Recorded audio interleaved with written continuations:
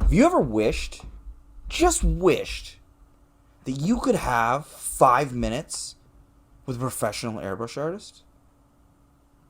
Well, grab your airbrush, because your 5 minutes, it just started. Let's talk about tip dry.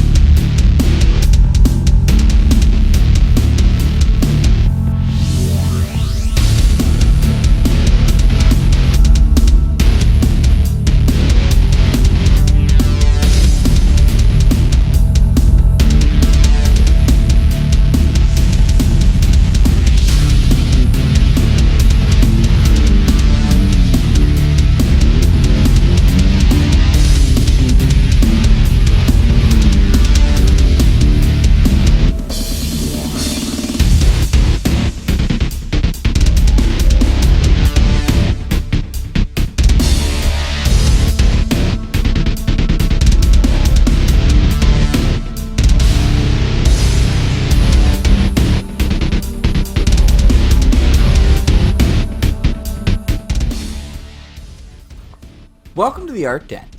I'm Primetime. I'm going to be taking you through today a little bit of a lesson on something I'm hearing a lot when I'm watching the airbrush forums. I get a lot of questions and I see a lot of questions about tip dry. How does it happen? Why am I running into this?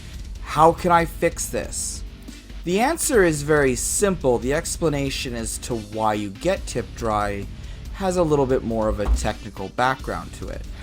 The real important thing to keep in mind with tip dry is that you need to keep your air flowing at all times. You want that air to never stop blowing over the surface of that needle.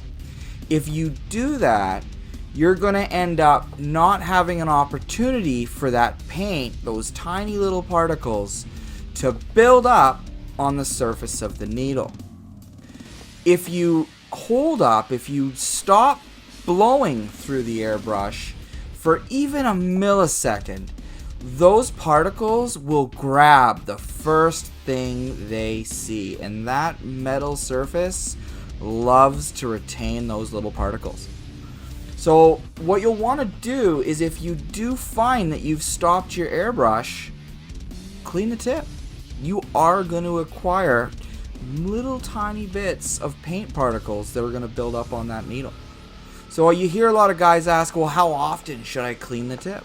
Well, how often do you stop blowing over the surface of your needle?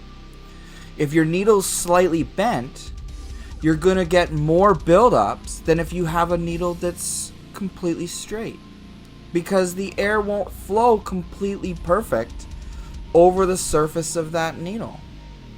You want to make sure that that needle is nice and sharp, and you want to keep that air pressure blowing over the surface of that needle as often and as long as you can. And you need to really practice that trigger control of pounding the trigger on and pulling it off. If you can master that and you can keep that air flowing, you will not get as much tip dry, and you will not have to clean your needle as often. But if you pull that airbrush and you let that air stop, well, you're going to have to clean it more, and you do run into a little bit of a chance of getting that tip dry to cause a little bit of a blowout on your surface, which is never good when you're trying to do fine detail. So that's a tip from Dave here in the Art Den. Check us out on YouTube. Hit that subscribe button, and we'll be back at you with some more content.